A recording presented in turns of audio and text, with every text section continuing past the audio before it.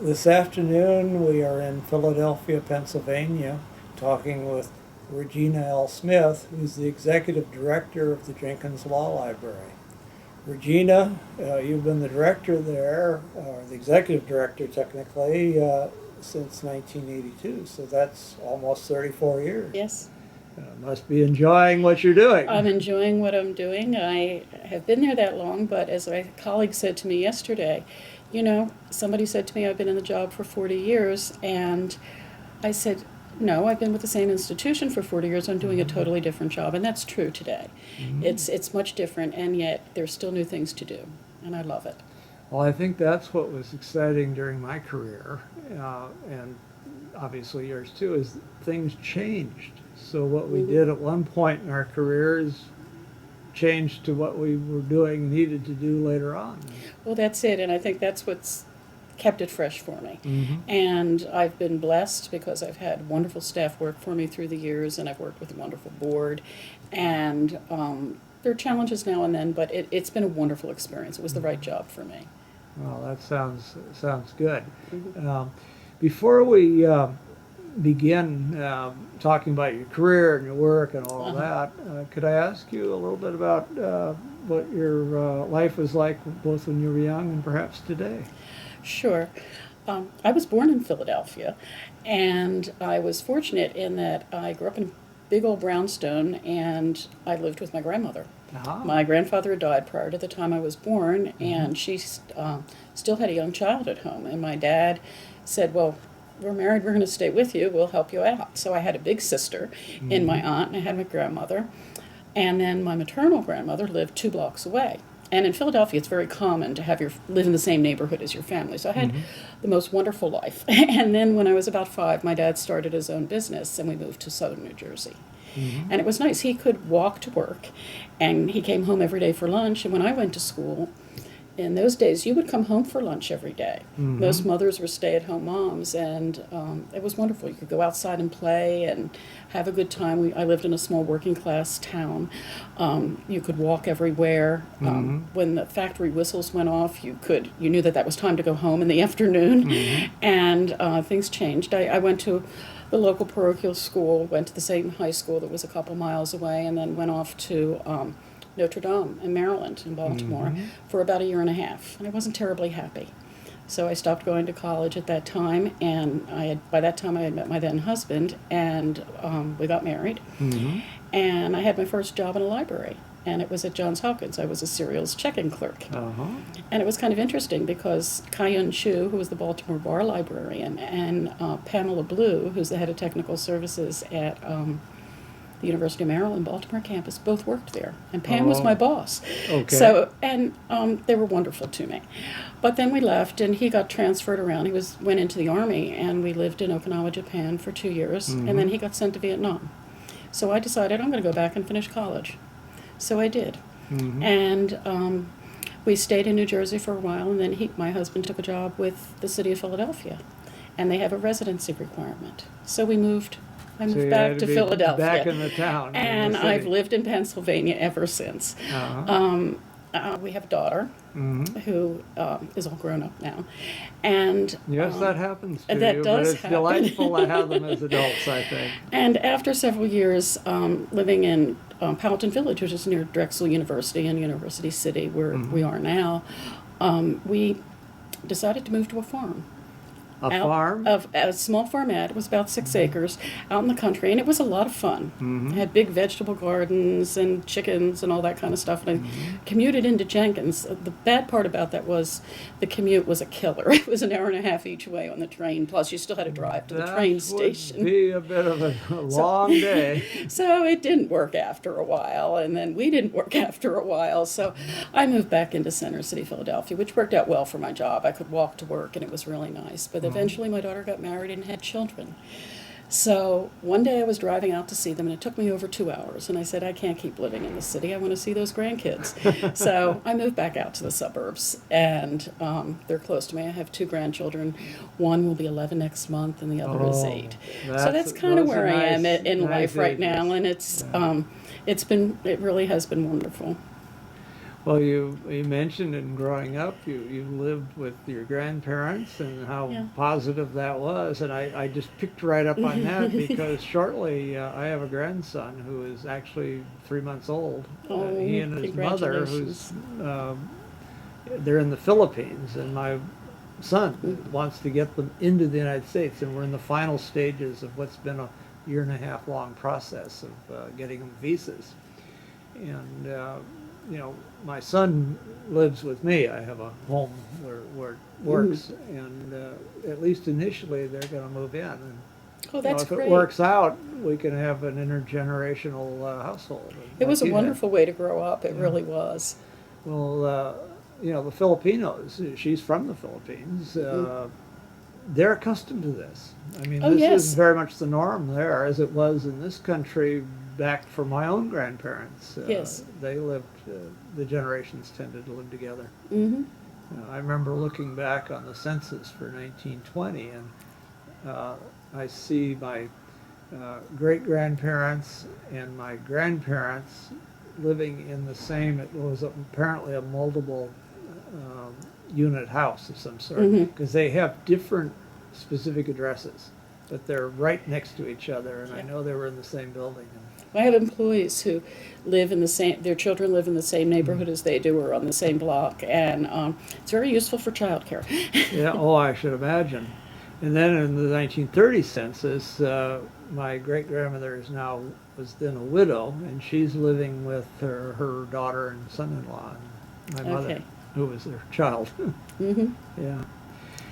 Well, while we're talking about degrees, you've mentioned some of that. Could you talk a little bit perhaps about, you have two, I know Yes. that. And could you talk specifically about where you got them? You said you started and then dropped out and then started. Hmm. I went to, well, I guess the year my former husband was in Vietnam, I started back at Rutgers in Camden, which was Mhm. close.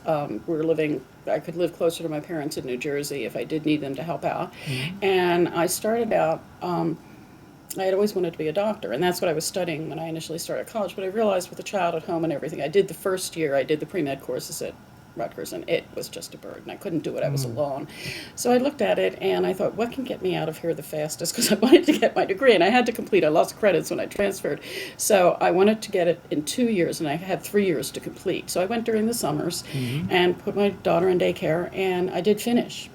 And I got a degree in psychology with a Mhm. concentration in early childhood education. During that time, did internships with special needs children. Mhm. And I really enjoyed it, but unfortunately, the pay didn't cover my daycare. So I Yes, had a I've tough heard time. stories about that from some nieces and nephews. Yeah, so I decided to get a different type of job when that wasn't working out. And I wound up being a buyer for a boat manufacturer. And we built 31-foot power boats, and I was the purchasing agent. And I bought all the parts to do it. Uh-huh. And I've always had really good organizational skills, and I was able to do it, but then the recession hit Mhm. in the The early 70s, the one at around, that era. yeah, Yeah. and all the gas, remember the gas Oh, lines, I and remember that hit. that. So I got laid off from that Mhm. job. They went bankrupt. And about that time, my husband got the job in Philadelphia, so we moved.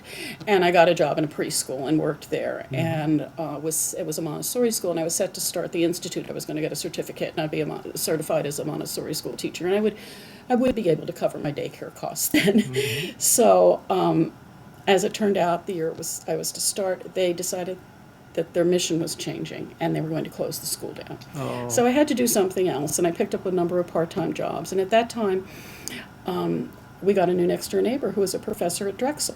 Mhm. And she would talk to me about going, it was 4 blocks from where I lived, about going to school, and she encouraged me to do so. Mhm. So I did it. And the first semester I did full time, and that was difficult, juggling a 10-year-old and part time jobs. So I started going part time, and I realized at the end of the summer I couldn't keep teaching swimming and doing a daycare job here and there and different things like that. So I went looking for a job, Mhm. and I landed in a law library. Oh. So is that how you And that's how I wound up at became a law librarian? That's how I became a law librarian. I kind of Uh-huh. fell into it. I thought I'd be a business librarian, and I really needed to get a full-time job, and I Mm. wanted the experience. So in September 1988, 1978, I began working at Schneider, Harrison, Siegel, and Lewis. Uh-huh. And it was, I saw all these books that looked the same. They were all tan and they were red and they had gold numbers on them and they were throughout the library. Yes, And eventually, law libraries are not the most colorful things. No, and you don't see many of those books in the libraries anymore. No. But our librarian, Suzanne Zumbro, always gave a course for the paralegals, and it was at the same time I started. So I got a legal research course, and then that winter I took another one, and then I guess that following spring I graduated from Drexel. So you got a library science degree then? Yes, I got a library science degree. I guess that was in June of '79. Uh-huh. And I continued to work at that law firm until my next opportunity arose. Now, I think that was at Villanova, am I correct? Yes, I started working there. I worked at Schneider until the end of the year in 1979, and then in 1980 I went to, as a reference librarian, to Villanova, and it was a very wonderful experience. Frank Liu was my immediate supervisor. Okay. And I believe he's done one of these interviews. He did. It was the third one I ever did. Oh, really? Okay. It was at the school at Duquesne in Philadelphia, or Pittsburgh. Yeah, and then Charlie Harvey was the library director, and I thought that Charlie Harvey was a man because of With the that name. name, And then I went out, and I was so surprised to find out that she was a woman, and Yeah. she was really very wonderful to me. She gave me the opportunity. I had the job there, and as I said, she would always share her pearls of wisdom with me. Oh, I see. And she'd let me do things and say, "But if I'm going to let you do it, I'm going to empower you. But if it doesn't work out, please do not come and complain to me about it." But she would also give me. You wouldn't complain, but everybody else might. Yeah, that's true. It could be true, but it worked out really well, and it was an enjoyable time. I had worked at a law firm before, so I guess they weren't used to somebody who had done that. I was a little too type A, I think, in the beginning, and then I learned to relax a little bit more. The students were wonderful at that time. Many of them are leaders in the Bar Association now. Some of them have been chancellors. Some of them have been presidents of the state bar. The first two classes who were there were just phenomenal, and it was a good time. Good. Now, while you were still at Villanova, I believe there must have been an opening for director, because you were the acting director for a while. Yes, Frank was only there for about 9 months when I first started, and he went to Okay. Duquesne, and then I was appointed to his position. Uh-huh. And then when I guess Charlie left and went to Rutgers, I became the acting director. Now, I don't have a law degree. And I wanted to go to law school because I realized if I wanted to work in academia, I'd have to. And they agreed to make an exception. Okay. One of the former librarians, Jane Hammond, had attended like over 4 years. And so they said they'd do that for me if I did well on the LSATs, and I did. And I was kind of excited to start. And I liked the new librarian they selected, who was going to be the actual librarian, Alan Hollick. Oh, And I Alan remember came, and he and I yeah. became friends. And he was looking forward to working with me also. But the opportunity for the Jenkins job came along, and at first I said, well, they recruited me. I didn't even know it was available. And they said, we'd really like you to take this. And I said, well, I'm going to start law school next year. And the then director, my friend Jill Grossman, said to me, Regina, you'll retire from this job. It's so much fun. And she was leaving because she had adopted a child and wanted to stay home at least for the first year or so with him. And I made the decision that I'd do it. And I'm really happy I did. I don't look back. Well, you have not been, shall we say, job hopping since. No, I haven't, and I thought I Came would. in 1982, that's quite a while back. It is, and I never thought I'd be there that long. I thought I'd stay maybe about 3 years and another opportunity would present itself. But the job itself is a different type of job than a firm librarian's job. You do a little of that, or an academic director's job. And I do a little bit of that too, but then I also do something else in running Jenkins, and that is, Jenkins is like a small business. That's right. It's a subscription law librarian and law library, but you're also a county law Yes, library. we're also the county law library. Yeah. Could you talk a little bit about what that is all about and you've had some experience in two other types. How do they differ? Well, I think what's interesting is we serve our customers are the law firm libraries. All right. And yet we also have to balance it with serving, right, and the law firm librarians. And then also our attorney members, the solos, those who are in small firms who don't have librarians. But then we receive court filing fees. And one of the statements in one of the provisions of the will of Madeline Hart Jenkins, who left money to establish the Jenkins Memorial, and I can talk about library history. I think we're going to do that a little later. But, Sure. Well, we could even talk about it now. Okay, I could. Yeah. Well, Mrs. Jenkins wanted this memorial in honor of her husband to benefit both the bar, the members of the Philadelphia Bar Association, and the public.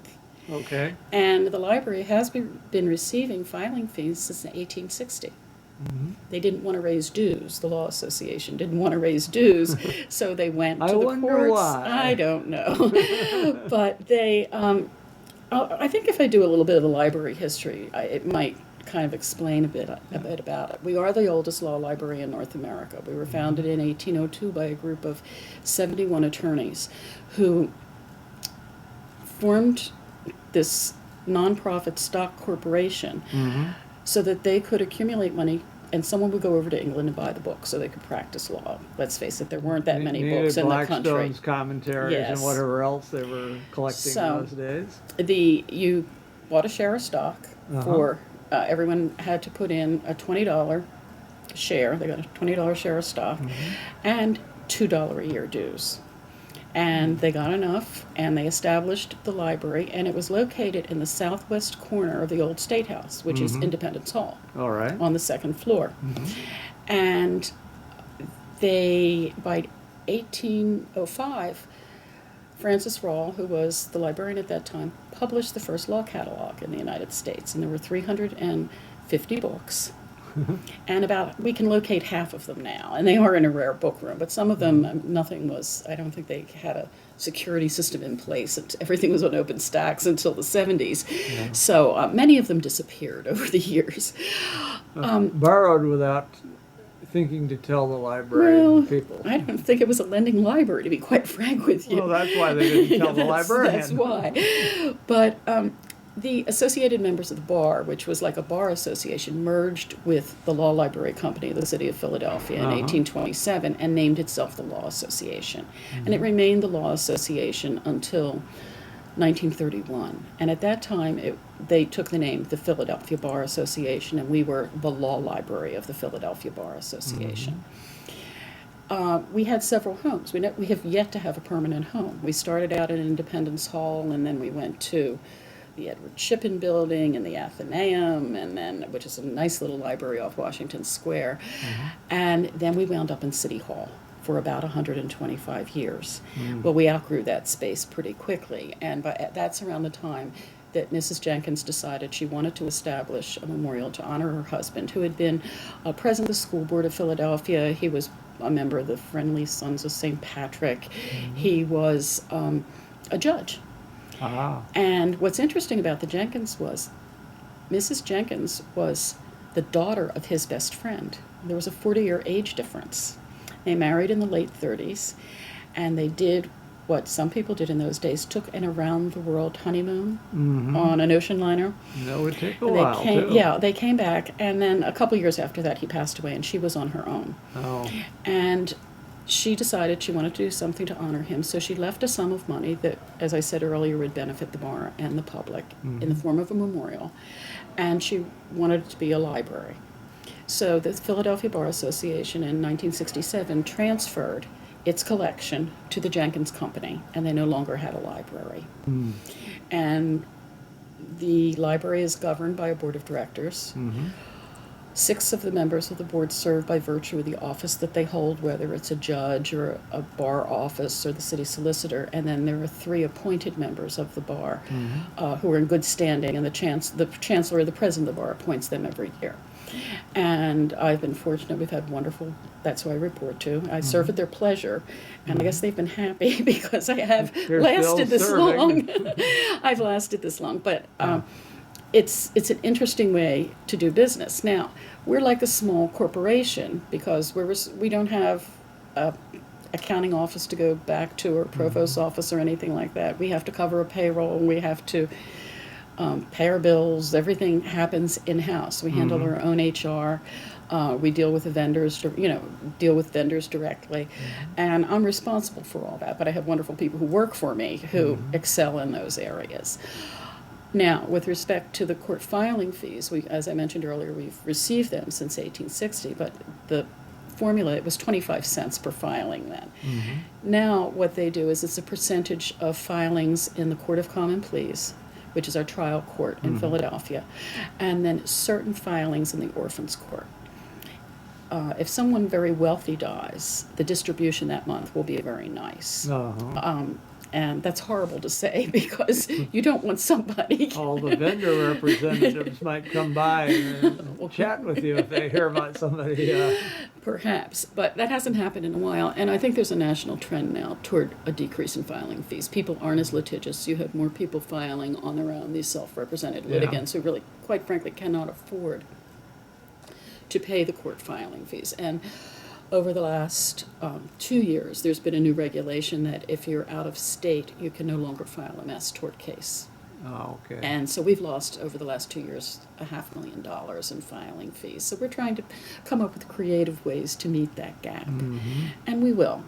But I think I'm glad to hear you will, because that sounds like a pretty good-sized gap. it is a pretty good-sized gap, and I'm still trying to figure out how we will. But in the past, we've had problems where they don't raise the fees for maybe 10 years, and you're stagnant at that time, and then we can have, we have to be careful about lobbying because we're a 501c3, so the bar sometimes will help us out. But it is difficult. I speak to my colleagues about it and across the country, and they're all having problems. Yeah. Well, there are some other membership type libraries. I'm thinking of the Social Law Library in Boston. I think it's may have another name now, but the Association of the Bar of the City of New York. It's now the City Bar Library, I believe. And yes, there are a group of libraries that Kai-En Chu was the Baltimore Bar Librarian, got together, and every year at AALL from 1977 on, they would meet on Saturday or Sunday and discuss, just send a little survey out, and they would get together. And there were many of them. And then in 1985, Edgar Belfontaine, who was the former librarian at Social Law, he decided to have us get together for a 3-day meeting. And it was quite exciting. And since then, that group has gotten together, and we've added some new members almost every year. And out of it grew friendships. I had the best mentors in the whole wide world. I had Edgar, who would help me out and say, "Oh, I took that idea from you." I said, "Yeah, but I took that one from you." And if he didn't like something I said, he'd tell me. He'd say, "No, I don't think that's going to work, Regina girl," because he always said Regina. He called me. And Maria Sikula, who was the associate librarian there, was also a mentor to me. They were both very good. Kai-En Chu, the Baltimore Bar Librarian, was very good. Close friendships developed out of that group. And most of the people now who were in the original group, I'm the only one left. But we've added new people because people have, replaced each other on the job, and the group kind of sat stagnant for a couple of years, and we have a number of new young people in it, and they're very excited, and I am really happy. We're going to meet in San Diego in October next year. We just met in Philadelphia this past year. Ideal time of the year to be in San Diego. Any time is nice to be in San Diego. Well, that's true. But they were in Philadelphia. We met here this year, and the group isn't as large as it used to be. We used to have about 16 people attend the meetings. We only had somebody had to cancel at the last minute. There were only 7 of us the last time. But the Association of the Bar, New York Law Institute is in the group. County lawyers. Used to be in the group. A lot of people are having funding problems and they can't go to meetings. But it really was great. Norfolk Law Library, which is kind of interesting because that's a bar library, and the director is the director of the bar and the library. The Metropolitan Bar Association in Toronto. Okay. And that position is also, you're the executive director of the bar and the law library. The Upper Canada Law Society. Up in Canada. In Toronto. Baltimore Bar, let me think. Oh, Hennepin County in Minnesota. Okay. And then Sacramento County and King County in Out Seattle. in Seattle, near where I Yes, live where now. you live, yeah. And then San Diego. Now everybody charges. They may not charge a membership fee, but they'll charge a borrower's fee, and that was kind of what kept us kept the group together. And Hamilton County, the Cincinnati Bar Library. All right.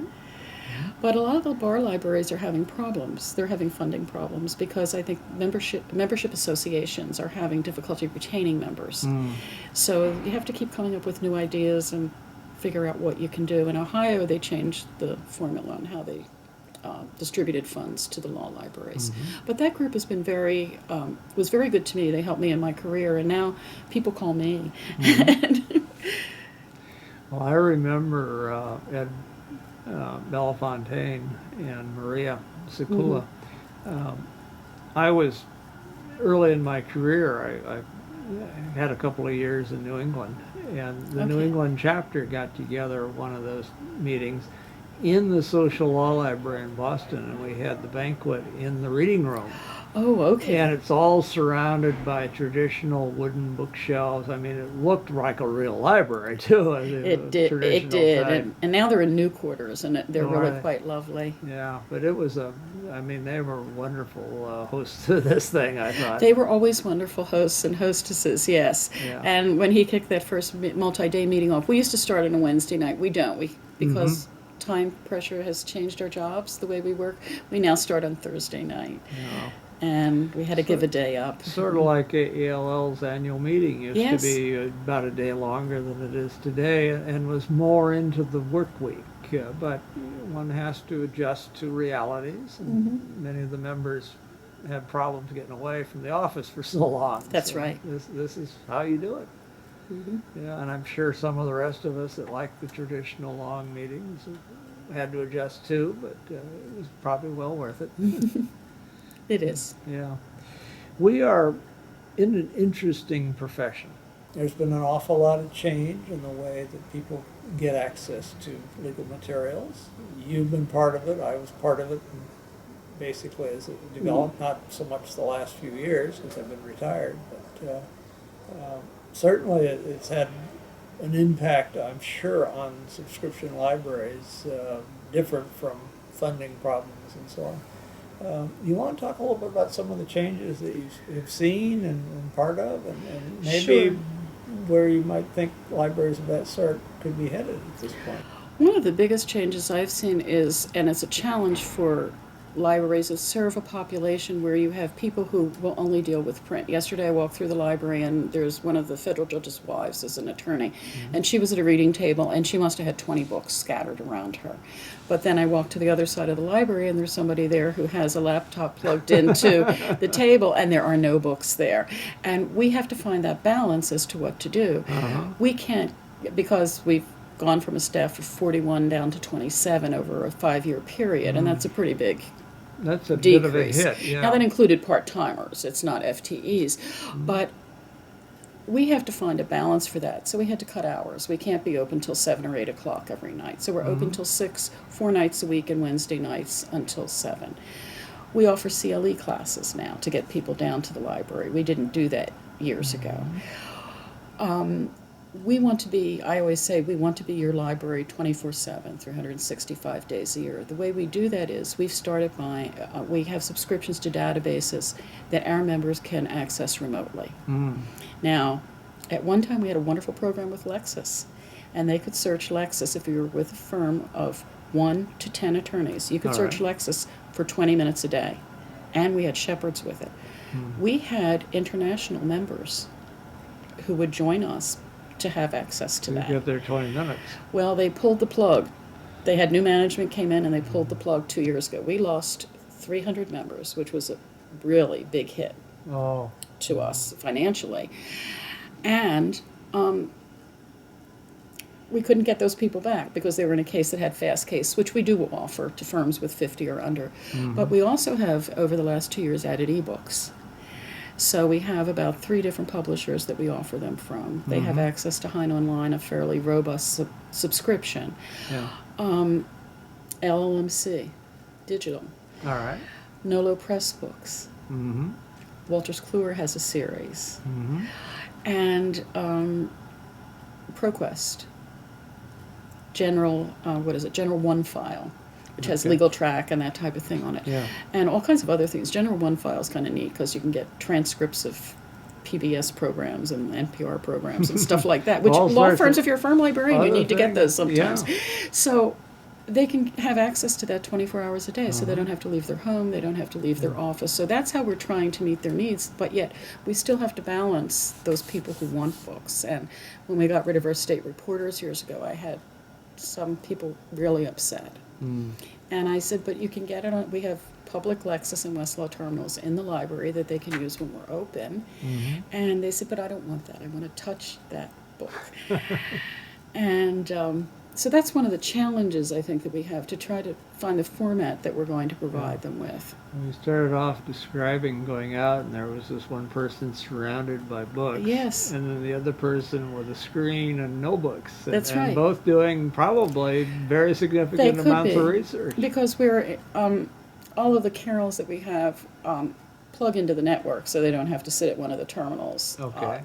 We have these hexes, and they don't have to do that. They can do it. We have Wi-Fi throughout the library, and that's all different from the way it was 20 years ago. I mean, when I started, we had a dumb Westlaw terminal where you took the telephone and plugged it, the receiver I remember that. We in had one also 1982. for Yeah, Lexus. It was the same Yeah. thing. You had I think they call it an acoustical coupler. that is correct. You had a real old telephone sitting there. You had to pick up the receiver, dial the number, listen until you knew it was the computer that answered, and then plug this thing into a cradle, and then it would communicate. And it was really slow. Oh yeah, I mean, you'd wait for a page of text to load, and it would load from the top to the bottom. It was, it was really something.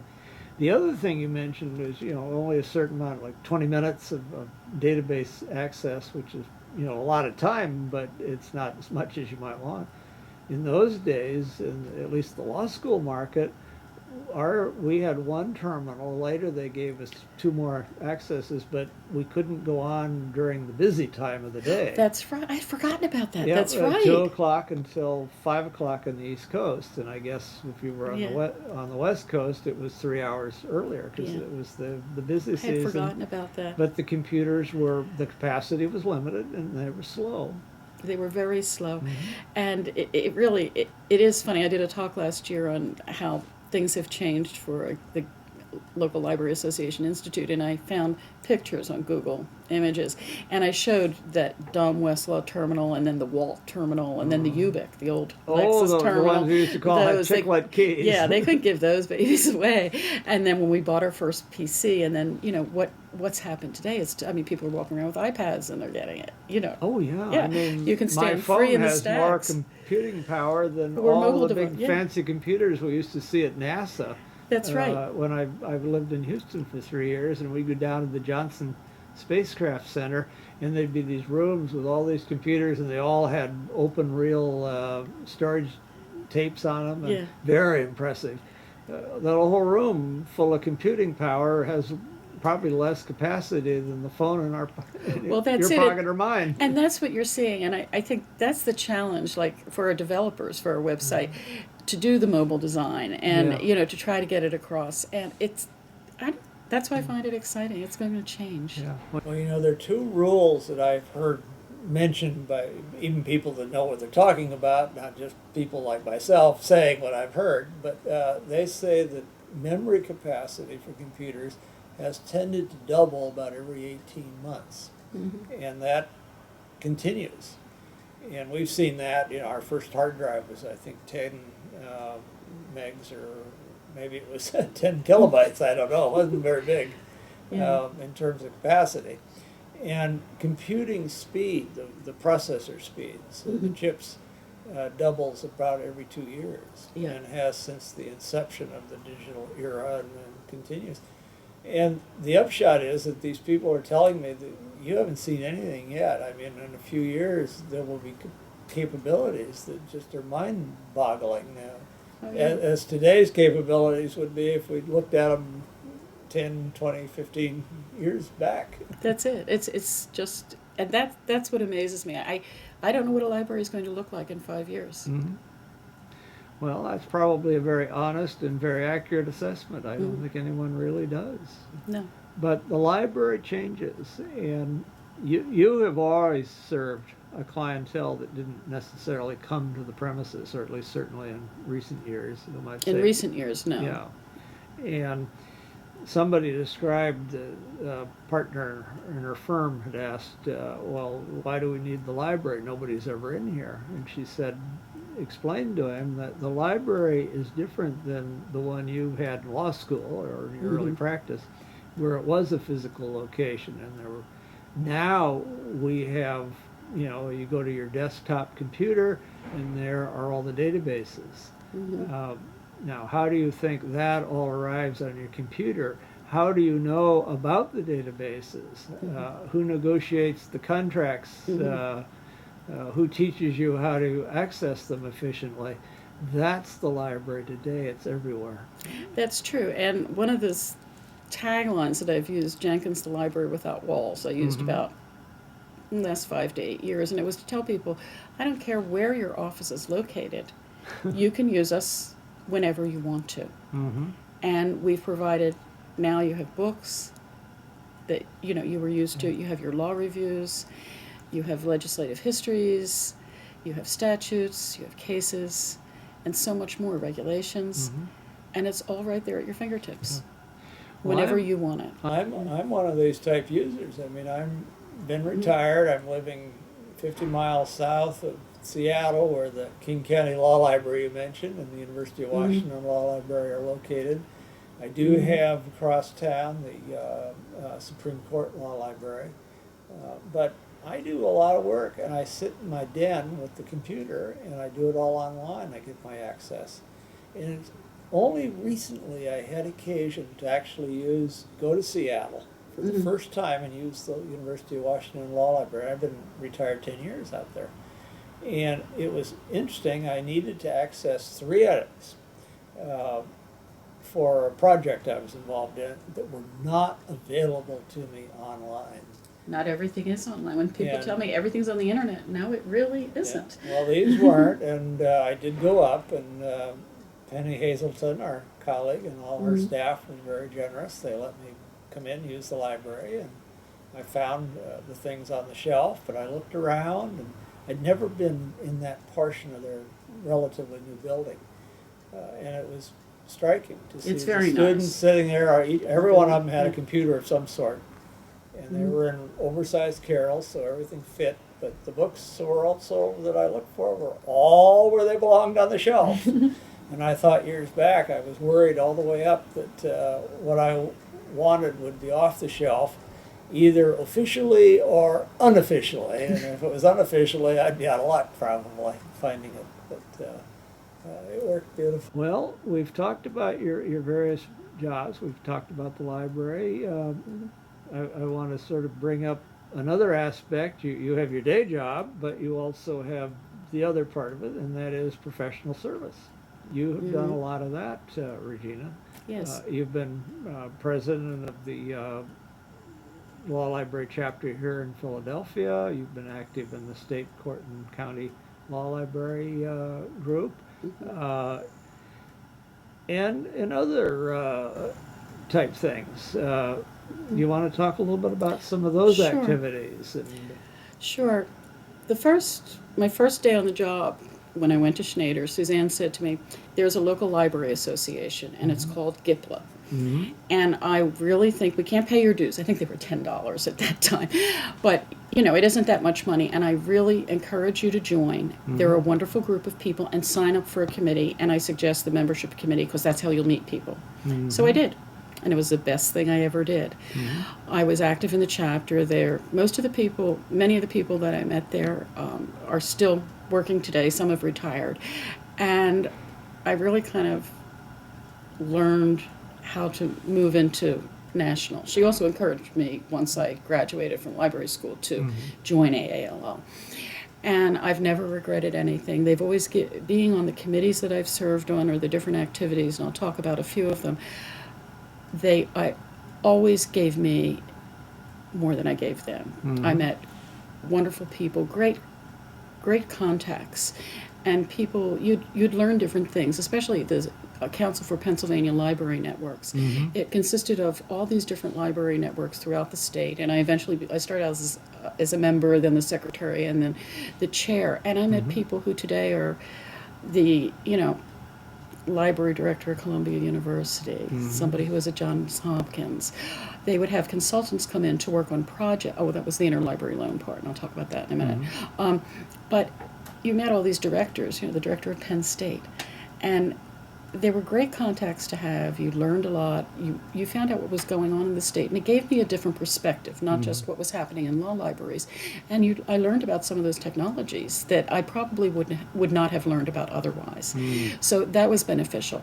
Through that, I was selected to be on 2 different interlibrary loan commissions for the state of Pennsylvania through the years, and that was very interesting because I met legislators, the former state librarian and then director of the Free Library of Philadelphia, Elliot Shellcrott. Really got to know him very well, and how he worked and how he thought, and could pick his brain and learned about different ideas he had, and that was helpful. And that's where they would bring consultants to work with us, and I would see Jose Marie Griffiths and others, and really learned a lot from them. So it was very, very beneficial for me. The AAL committees were interesting because I met people I never thought I'd meet before, and everybody always worked on them. There were no slackers, and some of the work was hard, but you could do it remotely. You'd get together at the annual meeting. You'd have telephone conferences, or as time went on, you could have email conferences, or actually something over the phone, and it was really wonderful to get to know those people and know how they worked and what their ideas were. And I'd learned, because I had moved from academia, which I did enjoy, I still kind of knew what was happening there through them. And then I served on the Index to Legal Periodicals board for a number of years. And of course, that's not in existence because EBSCO bought Wilson out, and that's kind of faded away. But Julius Mark was the president of that. And then after he passed on, Kathy Price took it over. But Lorraine Culpa was on that, and Carolyn Ahern, and Richard Sloan, my dear friend who was here at Penn. Yeah, he was here and we did consulting together now and then. And I don't want to leave anyone out. Jen Hammond was on it. But I met people I never thought, greats in the profession, I never thought I would get to know, and that was a wonderful experience. Now I'm serving on the Law Library Microform Digital Consortium, and I'm chair of the Finance Committee on that, and I've been on that for about 5 or 6 years, and I've met wonderful people on that, and it adds a new dimension to what it is that to your job. I think you have other people. It isn't always Jenkins. You learn about how people do. We're having a problem with one of the systems we have in our library, and other members of that group had it. So when we got together this winter, I was able to talk to them about that, and came back with new ideas. Well, being involved in sort of the broader professional community, you do find things out. And I used to do, as many of the academic directors do, site visits to law schools for the American Bar Association as part of the accreditation process. And I would often see things being done in those libraries that looked pretty good to me.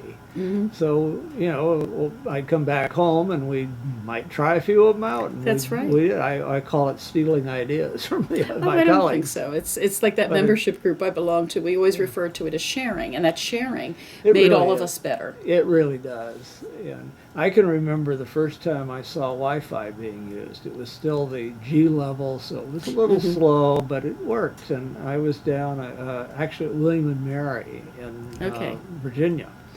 And Jim Hiller had a Wi-Fi system. He was the director there. And I was wandering through the library sort of unaccompanied, which it was in fact an ABA inspection, and probably made everybody nervous that the inspector's out there talking to real students and so on. And I watched a young woman, she lost it, loading materials on her laptop without having it connected to any data ports or anything. And I asked her how she liked this system, and she demonstrated it to me. And well, I came right back to AU and started talking about that. And of course, it wasn't long before we had every seat in the library had data, but you know how I got it. Yep. You didn't have to run Ethernet to everything.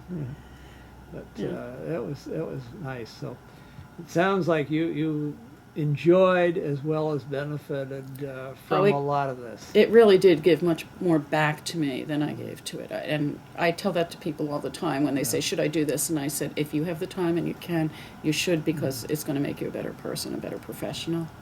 I have heard this same theme throughout many of these conversations. And one thing that sometimes it goes a little farther and talks about how, as a profession, we don't have a history of trying to compete with each other in the negative senses of that, but rather we cooperate and help each other.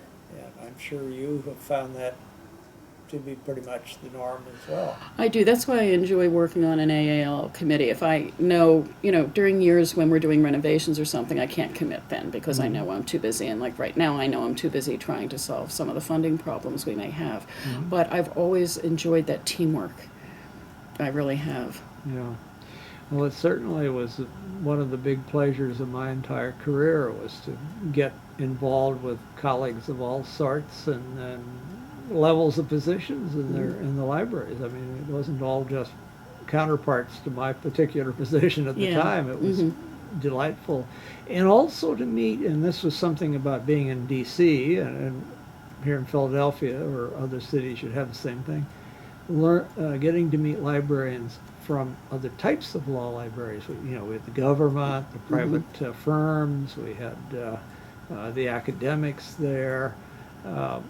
And in that chapter especially, I found it rewarding to get to know and realize that, there was an awful lot more in common with what we were doing in our libraries than I think many of us thought originally. We thought, well, yeah. one type of library is so different from the others. They really are They're in not. some ways. Yeah. Our tech services department, if you compare it to a university library, is probably pretty much the same. It probably is. Exactly. I mean, we're all doing essentially the same thing with the same tools and the same resources, one way or another. Yeah. Well, Regina, we have had an interesting conversation. At least I think so, and I think our viewers hopefully will agree. But we're nearing probably the end of it now, and it's sort of a custom to ask if there's anything we've not discussed that you would like to bring up. I don't think so. I think it's been a wonderful conversation that we've had. I'm really pleased that I kind of fell into a law library and stayed there. It's provided a wonderful outlet for my professional abilities, and I've made some wonderful, wonderful friends through the years. And I think that that's important. And I've watched the profession grow. And I'm looking forward to this new generation of law librarians who are entering the profession. They have a lot of challenges that will face them, and I'd like to see what they're going to do. I think they have great ideas. I've hired 3 new librarians in the last 5 years, and it's really been interesting having them there. And I'd like to thank my staff and my board because they've been just very supportive through the years. I couldn't have accomplished what I did without them. Yeah. Well, I imagine Jenkins would be the worse off if they didn't, because you would have moved on to another place, as you, when you first went there, thought you might possibly do. I thought I would, yeah. Yeah. But it was... I had the same feeling when I went to America. Oh, did you? Okay. And I thought, well, I'll be here for a few years, and then I'll probably move to a larger or more established law school library someplace. And I didn't. I settled in, as did many of my teaching colleagues on the faculty. And we built the place into what it was we wanted it to be. We wanted to go to. We made it that. And that's how I feel about this. I really feel that the library was not in bad shape when I took over. It was fine, but the times had changed, and we needed to do things, and we met those challenges. And we'll keep moving forward. I mean, our job is to serve our constituency, our members, to the best of our abilities, and we will. Yeah. Well, the job treated me well. It sounds like the people running, managing the finances and policies of Jenkins, your board, treated you correctly, and that's the They way have. They've been very supportive. Sort of on that note, Regina Smith, I want to thank you on my behalf and also on behalf of Michelle Wu, Frank Hodak, and Dick Spinelli, our colleagues with whom I have the opportunity and privilege to be going around and putting together this history of our profession for the Spinelli Law Library reference shelf portion of Hein Online. Well, thank you. Thank you.